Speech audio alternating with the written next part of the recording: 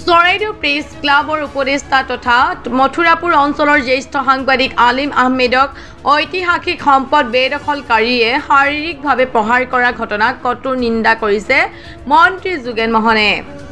গণতন্ত্ৰ চতুৰ্থ স্তম্ভ স্বৰূপ সাংবাদিকৰ ওপৰত সময়ে সময়ে চলি অহা বিভিন্ন নিৰ্যাতনক গৰিহণা দি কৈ অবৈধভাৱে দখল কৰি থোৱা দেৱ দেৱালয় ঐতিহাসিক স্থল আৰু চৰকাৰী ভূমি বিজেপি চৰকাৰে উচ্ছেদ কৰিব। কোনো ধৰণৰ চৰকাৰী ভূমি ডক্টৰ হিমন্ত বিশ্ব শৰ্মা চৰকাৰে দখল কৰিব নিদিয়ে।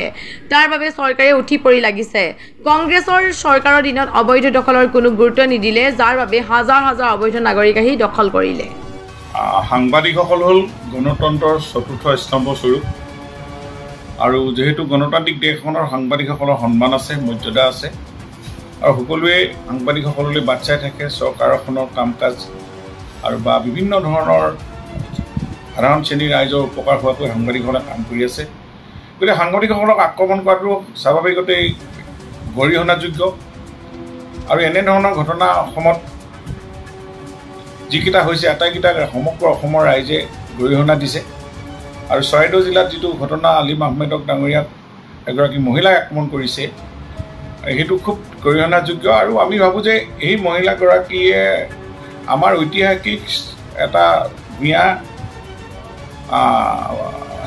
পুখুৰীক অবৈধভাৱে দখল কৰিছে আৰু অবৈধভাৱে দখলকাৰীকটো চৰকাৰে উচ্ছেদ কৰিব আৰু এইবিলাক নিউজ বাজিব।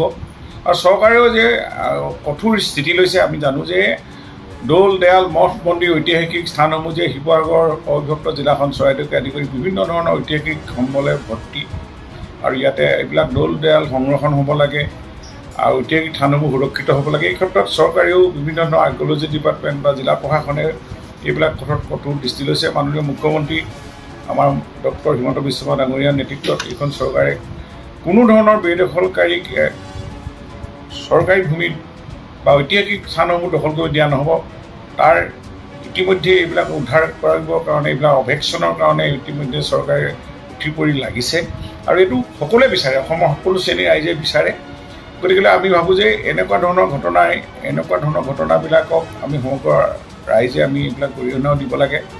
এখন গণতান্ত্ৰিক দেশৰ ৰাইজেই ৰজা, ৰাইজৰ যিহেতু ইয়াত সমৰ্থন আছে বা ৰাইজে এই চৰকাৰী ভূমি ৰক্ষা কৰাটো আইন আছে, আমাৰ কঠোৰ আইন আছে। জিলা আয়ুক্তক আমি পাৱাৰ ডেলিগেট কৰা আছে, চাৰ্কুল অফিচাৰক দিয়া আছে, ডাইৰেক্ট ডেলিগেট কৰা এইবিলাক চলি আছে, ধাৰাবাহিকভাৱে চলি থাকিব। যিহেতু বিজেপি চৰকাৰ হোৱাৰ পাছত এইবিলাক কাম আমি গুৰুত্ব সহকাৰে লৈছোঁ আৰু আগৰ কংগ্ৰেছ চৰকাৰ দিনত অবৈধভাৱে দখল হৈছিলে, সেইবিলাকক তেওঁলোকে কোনো গুৰুত্ব নিদিলে। তাৰ ফলত আজি হাজাৰ হাজাৰ অবৈধ নাগৰিকে আহি সংস্থাপিত হৈছে। আমি অবৈধ কথা কৈছোঁ, বিদেশী কথা কৈছোঁ, যি দেশত থকাৰ অধিকাৰ নাই। ভাৰতীয় সংবিধানে যাক এইখন অসমত থাকিবলৈ নিদিয়ে, ভাৰতত থাকিবলৈ দিয়ে, সেই বিদেশীকহে আমি উচ্ছেদ হ'ব। তেওঁলোকৰ ওপৰত ইতিমধ্যে তেওঁলোকে য'ত আছে তালৈ যাব লাগে, সেইবিলাক কথাটো আৰু এইটো সাংবিধানিক কথা, গণতান্ত্ৰিক কথা। এইবিলাকততো কোনো লুকাই থকা কথা নহয়।